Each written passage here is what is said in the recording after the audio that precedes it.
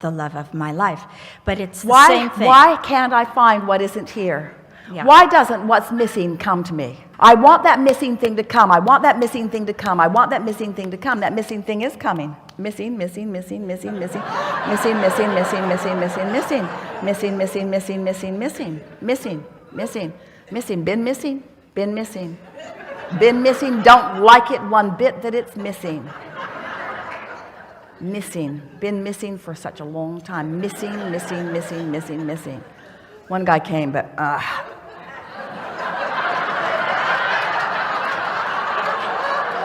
he was missing pieces. Yeah. Yeah. So I feel that love, I feel all those things that person would create in me. I feel But that first. Wait. That's really good. I feel all those things that person would create in me. In other words, all those you got to find that without the person. Right. And then what Then might they'll happen is you might be happy on your own. Right. But that'd be terrible. Oh God, I'm happy on my own. I'm free. But what happens is when you find that place, what harmonizes with all the things that you've put into your vortex flows into your experience. You don't have to put up with missing, and you don't have to put up with less than what you want. You are the creator of your reality, but you do have to find the vibrational essence of what you want and practice it we started to say before it can reveal itself to you, but those are not the perfect words, because it's your realization. It's not that something else is presenting itself in a revealing way. It's that you are accomplishing a vibration that allows you to see it. And that's why we like the expression, the new book, Nearly Ready for You, turning thoughts to things. The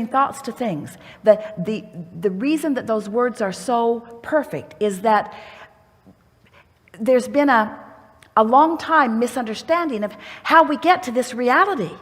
And because you're so confused about how this reality has come about, now you are spending all of your time facing reality, cataloging reality, comparing reality, pigeonholing reality, documenting reality, making statues about reality, which doesn't allow it to change much. Different places, different faces, but reality not changing the way you really mean it to, because you have so much of your attention on reality. So now we want your attention to turn to what it takes, what you must do in order to move the vibrational reality, which you want to call not real, into realness. How does it become something that I realize? How did technology happen? Did it come in on a rocket ship from another planet? No. Nothing's being trucked in from other places. Your evolution of your species, your evolution of your technology, your evolution of everything is because contrast is giving birth to desires that some are finding a way to be a vibrational match to. And when those some find a way to be a vibrational match to it, they line up and ideas flow to them, and you call them the masters of technology, the masters of science, the masters of mathematics, the masters of industry. You call them the masters, meaning they are the few, not the many, but it doesn't need to be that way. They just figured out how to stop doing that thing they do that is keeping them apart from what they want. They've figured out how to turn their thoughts into realizations, you see. And that's all we're asking of you. You can turn your thoughts into realizations if you stop contradicting your thoughts with other thoughts. That's all that's required. You got to practice harmonious thoughts of your desires. You cannot believe in opposition to what you want and get what you want. It defies law. You have to believe in harmony with what you want. And then Esther said to us many times, well, if I had it, then I'd believe it. Wayne Dyer wrote a book, Believe It and Then You'll See It. Most people are saying, when I see it, then I'll believe it. When I see it, then I'll believe it. When I see it, then I'll believe it. We say, that's slow going. That's slow going. Then you got to wait around for other people to believe it, and then they see it, and then you see them believing it and getting it, but then what do? Well, they're different.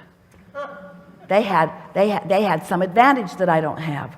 They were born into a technology genius family, or they were born with a silver spoon in their mouth, or they were born into abundance, or they were born in a different place or under a different star, or you make such stuff up.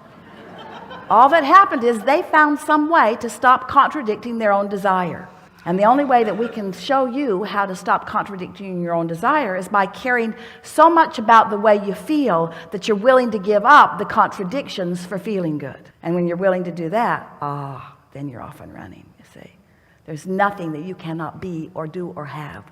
If this time-space reality has the wherewithal to give you the idea of it, this time-space reality has the wherewithal for that idea to turn to manifestation in full form. No exception. You're so close. You're right there. In fact, you've got it in many regards.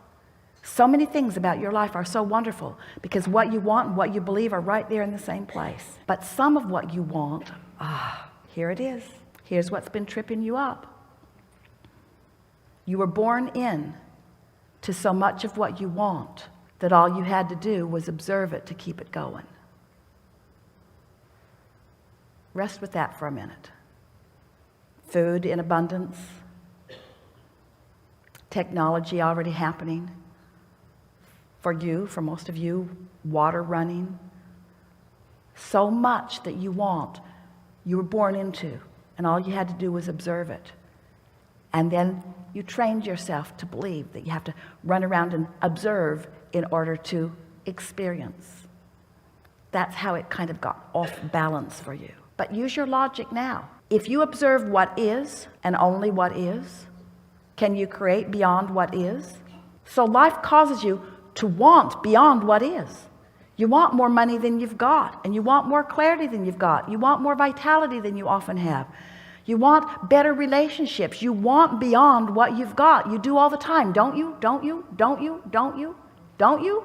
Don't you want beyond what you have, don't you? Of course you do, because you are eternal and expansive. We know that you want beyond what you have. So the fact that you want beyond what you have, you've got to find a way that the gap between the wanting and the having it only feels good. And the only way that the gap between wanting it and having it will feel good is by understanding the laws and understanding the certainty and understanding that it's coming. If you were going on vacation, so you've got a vacation plan, and you start out here and you're going to go there to that city and there and there and there, maybe to another country, there and there and there and there, and you're going to eventually come back home. None of you say, let's see, I'm here and I'm going to go there and there and there and there and there and there and there and there and there and there, and then we're going to come back home. Home is my final destination, and since I'm already home, why go? I've already got it done. I think I'll just check this vacation off the list because I've got it done. Well, you don't go on the vacation to get it done. You go for the adventure, for the feeling, for the newness, for the expansion, for the exhilaration, for the stimulation. You go for the fun of it. You go, and that's that. And so you didn't come here just to observe what was already here when you got here and sort it into piles and call it right and wrong and form your opinions about it. You came for the eternal expansion that the perfect balance of variety that you all make up would ensure would happen. So you can't get it wrong. You were born into enough variety that desire is going to be born. Step one of the equation is ask, and you can't stop asking. Life causes you to ask. You can't stop asking. You can't stop asking. You're asking all day, every day, at every level of your being. It's what the evolution of every species is about. Asking is happening. Step one is a given. You don't even have to think about it. You're asking. Step two is, once you launch that rocket, source becomes a vibrational partner with that rocket of desire. That's that vibrational reality that we're talking about. Once that expanded you takes place, once that desire is born, source becomes that vibrational equivalent and holds that vibrational frequency so that you can feel your relationship to it. That's what your emotional guidance system is. Source is holding the vibration of the expanded version of you, and when you're up to speed, you feel exhilaration. When you're not, you feel boredom or worse. That's step two. Step one, you ask. Step two, source holds the vibrational frequency of it, so there is never, if you are tuned to the way you feel, never in the dark about your relationship between where you are and where you want to be. Source knows where you stand in relationship with everything that you want and is delivering a viable, easy to see path that will lead you right to where you want to be. But you got to do the thing that makes you see the path. You've got to find the vibrational frequency that is somewhere in the vicinity of what you're asking for. So step 3 is you've got to allow yourself to be on that frequency, or you will not realize the evolution or the expansion. It must be interesting to be physical beings in physical bodies, translating vibration as keenly as you are, with your eyes and ears and nose and fingertips and tongue and so forth. Translating vibration, that's what taste is. You translate vibration. Did you know that? Your tongue is offering, you are translating vibration through your eyes. You're translating vibration through your ears, through your nose, through your fingertips. These are translations of vibration. But because you've been doing it for as long as you can remember, you don't even realize that you are a translator of vibration. And that's what your emotions are too. Your emotions translate vibrations. They show you the frequency between what you've become and what you're letting yourself be right here and now. So if you will let your work be to talk yourself into the unconditional feeling of the emotion that you seek, if you will do that just for a little while, a week will give it to you, we promise you. A week of caring about how you feel and finding that unconditional feeling. Oh, your point of attraction will shift so dramatically that so many of those thoughts will turn to so many things that you will feel the invincibility of your being. Friends will say, what's changed in you? And you'll say, I finally figured it out. What? How to be or do or have anything that I want. Really? Yeah. What's the secret? You had to be there. Because if you're not there emotionally, you can't hear it. Have you been here in this room listening to us long enough that now you are feeling resonance with these things that we are saying? Yes. Don't you feel more capable than you have in a while? Yes. Aren't you feeling more invincible? Aren't you feeling an eagerness that is renewed within you? Aren't you willing to let what you've got in your vortex, which is enough to keep you busy for 20 or 30 lifetimes, don't you want some of it to be realized in your experience now? Isn't that just the most joyful journey, to have manifestations of those dreams? Don't you want to live in that house that you've been thinking about, with that person that you've been thinking about, and driving that car that you've been thinking about, with all that money that you've been thinking about? Don't you want to feel the security that the money and the car and the abundance brings to you? Don't you want to feel? Those are conditions. Those are all conditions. But don't you want to feel the gift that those conditions will bring to you?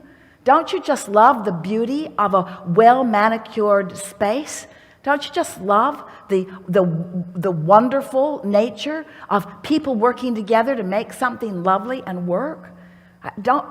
Aren't you appreciating so much the expansive diversity of your time-space reality and the way that you all fit together to make wonderful things work for each other? Don't you want everyone to stand in a place where they feel good, no matter what it is that they are doing? Don't you want that? All you got to do is find it for yourself.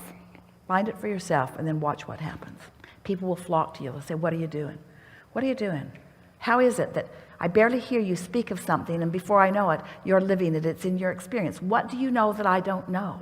Well, I just recently figured it out, you'll say. I figured it out, that I can feel good before it comes. And if I can figure out how to feel good, even in the absence of what I want, then it comes. It's not the way my mother taught me. I was taught I had to pay a big price. Big prices will get you mediocrity. Paying a big price will get you long hours and hard work. Paying a big price will move some things around. And if you're comparing people who aren't paying any price to people who are paying a price, you can see a difference in the small piles of things they are collecting. There is some evidence of diligence in your time-space reality, but it is putrid and paltry. It is puny. It is tiny. It is insignificance with the power of mastery, of coming into alignment with the whole of who you are and getting the universal winds at your back, assisting you in the clarity that you want and deserve, that you were born to live. Yeah.